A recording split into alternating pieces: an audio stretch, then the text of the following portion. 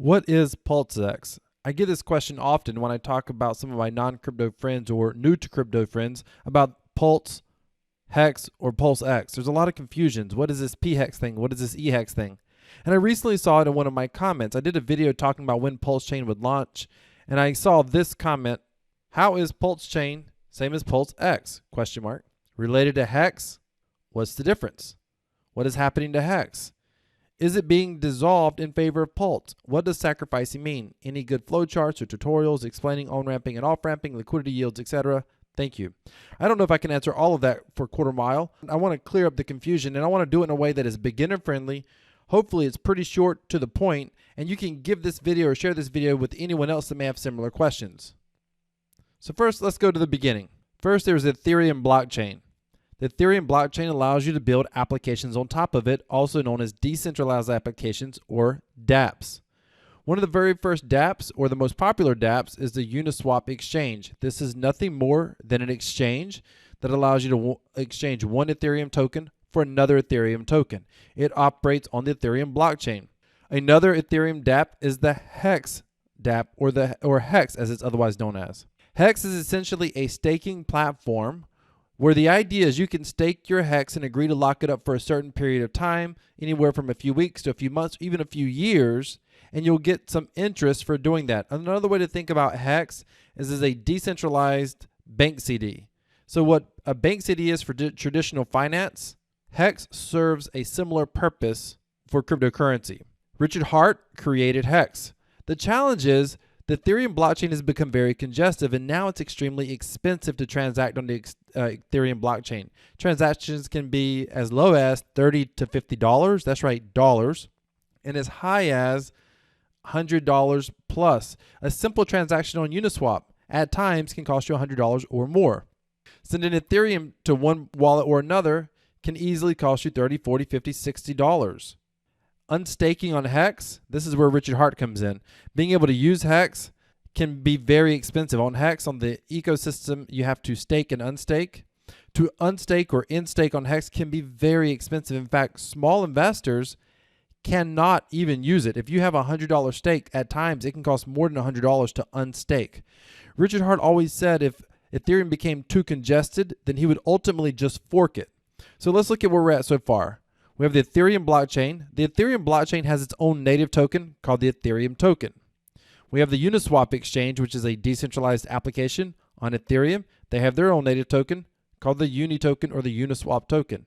Hex is a different type of decentralized application that is running on the Ethereum blockchain, and it is called the Hex token. When Richard Hart decided to fork Ethereum, what essentially happened was he makes a copy of the Ethereum blockchain, except there's a few technical differences that allow transactions to be much, much faster. Instead of taking several minutes, it can be just a few seconds.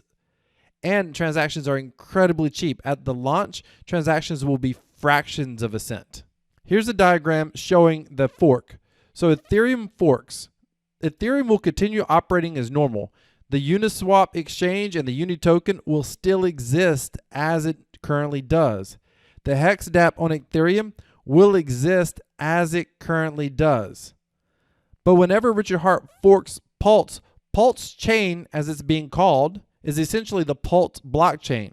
The best way to think of it is a mirror version of the Ethereum blockchain, except it has far faster, far cheaper transactions. Because it's a mirrored version, Richard Hart has made the decision to also copy over all of the dApps. So that means the Hex Dap on Ethereum will also operate a Hex Dap that functions the exact same way, except it will exist on Pulse. Now the small investors can stake and unstake their Hex without having to worry about such expensive transaction fees. They're calling the Hex on the Ethereum blockchain EHEX. The Hex on the Pulse blockchain is being called PHEX. PHEX and EHEX is terminology that is still up for debate. A simple way to think about it is EHEX is Ethereum Hex, PHEX is Pulse Hex. The Pulse chain will have its very own native token called the Pulse token. Uniswap will most likely still exist on the Pulse chain, but another exchange is going to exist as well, and that's called PulseX. PulseX is different than Uniswap. It's going to have far more liquidity than Uniswap. I don't want to get too deep in the technical details, but it's important to understand that there'll be faster, cheaper trades that can happen on PulseX than even the Uniswap clone that will exist, or the Uniswap duplicate that will exist. So let's just quickly recap. Ethereum was the first blockchain. Hex ran on top of Ethereum originally. Hex Dap has eHex. Ethereum has Ethereum Token. Richard Hart decided to fork the Ethereum blockchain. He creates the Pulse chain, which at the time of this video has not yet launched. The Pulse chain has a native token called the Pulse token. The Pulse chain also has a copy of the Hex Dap, except they're calling the Hex on the Pulse chain PHEX. Pulse chain will have its own native exchange called PulseX.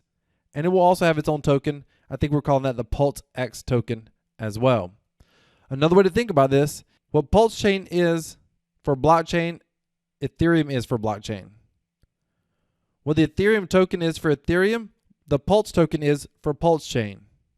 What eHex is for Ethereum, PHEX is for Pulse chain. And what Uniswap token is for Uniswap, the PulseX token will be for PulseX. And PulseX is just a better version of an exchange that will be native to the Pulse chain. Also, it's important to note there will be a bridge that will exist where people can bring over Ethereum tokens into the Pulse chain and Pulse chain tokens into the Ethereum chain. It's also important to note that practically every token that currently exists and every decentralized application that currently exists for Ethereum will also have a duplicate copy on the Pulse chain. Hopefully that clears things up for you a little bit. Thank you so much for watching this video. Ladies and gentlemen, if you love cryptocurrency, if you love this technology, and you believe this technology is going to change the world, just like I do me a favor and smash that like button. Decentralized cryptocurrency equals freedom. This is Crypto Wealth. I'm out.